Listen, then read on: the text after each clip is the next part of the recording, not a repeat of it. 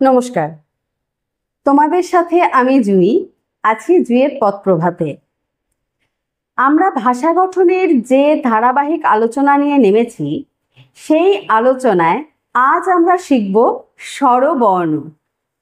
তাহলে চলো আজকের পথ চলা শুরু করি। প্রথমেই আমরা জানব স্বরবর্ণ কি। ভাষার বর্ণগুলির মধ্যে এমন কিছু বর্ণ আছে যেগুলো আমরা উচ্চারণ করার সময় আমাদের শ্বাস প্রশ্বাসে কোনো রকম বাধা সৃষ্টি করে না। এই মুক্তভাবে উচ্চারিত হওয়া বর্ণগুলোকেই স্বরবর্ণ বলা হয়। আমরা যদি সরলভাবে বলি তাহলে সেটা এমন বলবো যে কোনো বর্ণ উচ্চারিত হওয়ার সময় যখন অন্য কারোর সাহায্য ছাড়াই উচ্চারিত হয় তখন তাকে বলবো স্বরবর্ণ। এবার আমরা জানবো যে স্বরবর্ণ কয়টি। আমাদের স্বরবর্ণে রয়েছে মোট 12টি স্বরবর্ণ। স্বরীয়, স্বরেয়া, রস্বই, দীর্ঘই, রস্বৌ, দীর্ঘ, রি, লি, এ, ওই, ও, ও। তবে এখন আমাদের এই লি বর্ণটি স্বরবর্ণে লক্ষ্য করা যায় না, কারণ এর ব্যবহার এতই কম যে একে স্বরবর্ণ থেকে পুরোপুরি বাদ দেওয়া হয়েছে। যদি আমরা এই লি বর্ণটাকে পুরোপুরি বাদ দিই তাহলে আমাদের বর্ণ থাকছে মোট 11টি। স্বরীয়, স্বরেয়া, রস্বই, দীর্ঘই, রস্বৌ, দীর্ঘ, রি, এ, ওই, ও, ও। কিন্তু অনেক সময় আমাদের শিক্ষা এবং ব্যবহারিক প্রয়োগে বাংলা স্বরবর্ণে এই 11টিকেই ধরা হয়। অনেক সময় কি হয়, আমাদের এখন কোনো স্বরবর্ণ বইয়ে দেখা যাচ্ছে যে এই রি বর্ণটিকেও বাদ দেওয়া হয়েছে। তখন আমাদের লেখা হয় স্বরীয়, স্বরেয়া, রস্বই, দীর্ঘই, রস্বৌ, দীর্ঘ, এ, ওই, ও, ও। এই 10টি বর্ণকে স্বরবর্ণ হিসেবে ধরা হয়। তাহলে রিকে কেন স্বরবর্ণ ধরা হবে না, এটাই আমরা জানব। কেন রিকে স্বরবর্ণ থেকে বাদ দেওয়া হয়েছে। এবার আমরা জানব কেন সব স্বরবর্ণ প্রকৃত স্বরবর্ণ নয় এবং রিকে কেন এর থেকে বাদ দেওয়া হয়েছে। দেখো, এখানে রি স্বরবর্ণ হলেও এর ব্যবহার বাংলা ভাষায় খুবই সীমিত এবং এটি মূলত সংস্কৃত নির্ভর শব্দতেই বেশি ব্যবহৃত হয়, যেমন ঋষি, ঋণ ইত্যাদি। উচ্চারণেও রি অনেক সময় স্বরধ্বনি না থেকেও ব্যঞ্জন ধ্বনির মিশ্র ধ্বনি হিসেবে ব্যবহৃত হয়। প্রাচীনকালে রি লেখার পরে এ ব্যবহার করা হতো, কারণ রি আসলে একক স্বরধ্বনি নয়, বরং মিশ্র বা মিলিত বা সংকীর্ণ ধ্বনি। এই কারণেই অনেক ব্যাকরণবিদরা রিকে প্রকৃত বা পূর্ণ স্বরবর্ণ হিসেবে গণ্য করেননি।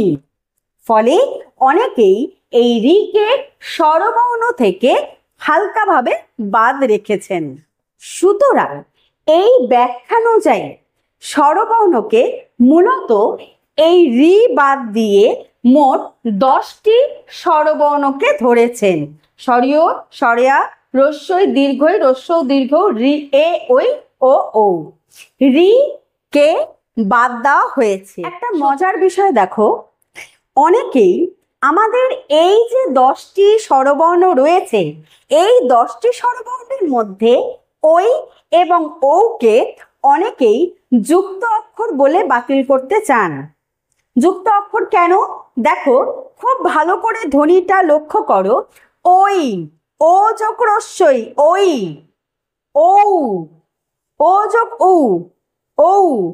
এই যে দুটো যুক্ত অক্ষর মিলে এই দুটো উচ্চারণ হচ্ছে, তাই এদেরকেও অনেকে স্বরবর্ণে ধরতে চান না, তারা যুক্ত অক্ষরে এটা ব্যবহার করতে চান। কিন্তু ব্যবহারিকভাবে বা একাডেমিক্যালি এটাকে আমরা সেইভাবে বাদ দিতে পারি না। আমরা স্বরবর্ণে এই 10টি শব্দকেই ব্যবহার করতে চাই। আমরা যখন বলি আ, তখন আমরা কখনো বুঝি স্বরধ্বনি, আবার কখনো বুঝি স্বরবর্ণ।